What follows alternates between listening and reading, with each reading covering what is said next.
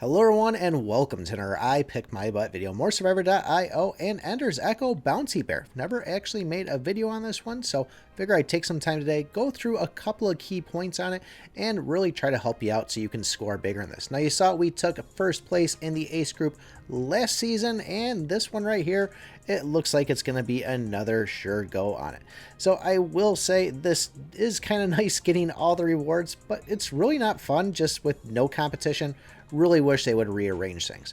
Now the big thing about this whole Bouncy Bear one is there's not a lot of opportunity to get biofuel in this. So your main focus should be getting your weapon upgrade and don't worry about anything else. But if you kind of try to go for things that are going to deal damage on it, obviously you can see there's not going to be any gold biofuel really popping up. We might see one tinkering around here and there, and in the first minute you can have the decision of either going after it and chasing it, or you can stick close to the boss. It's kind of hit or miss your way.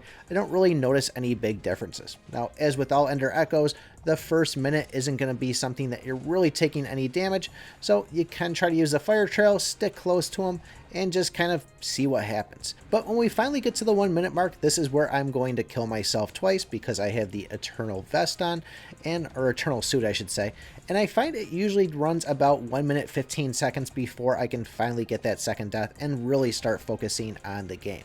Because I do have the stylish belt on, that bubble does slow it down a little bit, and there is like a 3-second buffer after you die before you can start taking damage again.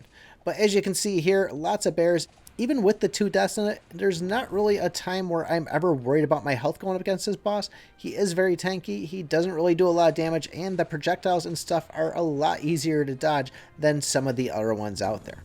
But as I said, we're going to go for the weapon first, and the other thing I'd say to try to get to is really go for the high power bullet. We want to get that extra attack in there. Now you see the attacks, he is going to do that kind of slash and dash, and all these little projectiles coming out. I don't have a good theory to block them at all or get them away, but even when I do take hits from, it doesn't seem to really be anything to worry about. Now there is a lot of jumping in this, just be careful that when that jump ends, it is kind of delayed, and the actual smaller circles that go around, maybe like 6 circles grouped together, they tend to hit a little bit outside that. So even though it looks like smaller circles kind of grouped up, look at it as one big circle. Now you won't be dealing a lot of damage to this boss. I mean, it's not going to be one where I would typically hit, 11, 12 million, but I still did a decent run, I think of like 7 million on it, so it's still okay with me. And as I said, the competition isn't really anything to worry about. I'll have to wait in the morning and see how it is actually going.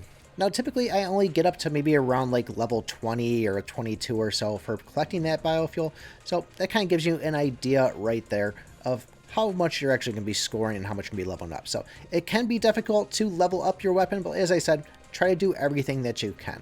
So as far as all the attacks that this boss is going to do, he's going to kind of have one big circle where he slams down and hits the ground, and that seems to be, something we're going to see within the first minute of it. After the 1 minute mark, that's going to be where he's kind of doing that long run at you, waving his arms around like a crazy bear.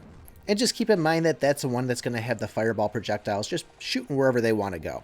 At the 2 minute mark, that's going to be the one where he jumps, and you're going to see that delayed kind of ignition of, the balls flying all over the place, and the actual circle itself doesn't really match up with it.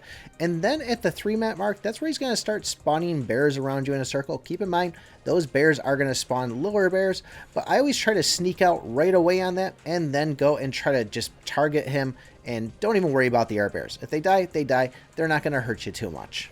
And at the 4 minute mark, that's where he's going to do that ground pound, but now the bears are going to spawn inside, which kind of makes it where you could get stuck inside it. But as I said before, doesn't really do a lot of damage.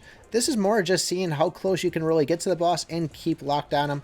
There's not going to be any other mobs that come out or any other bosses or dummy bosses. So this one should be pretty straightforward. The hardest part about it is just getting stuff evoed and getting the right stuff. So as I said, weapon and high power bullet, always your main focus. Now, if I had to prioritize other abilities to go with this, obviously drones is going to be a good one, lightning emitter, rocket, drill. I'm not too worried too much about the soccer balls because that's going to take a lot of them to get kind of bouncing around, but they all seem to help.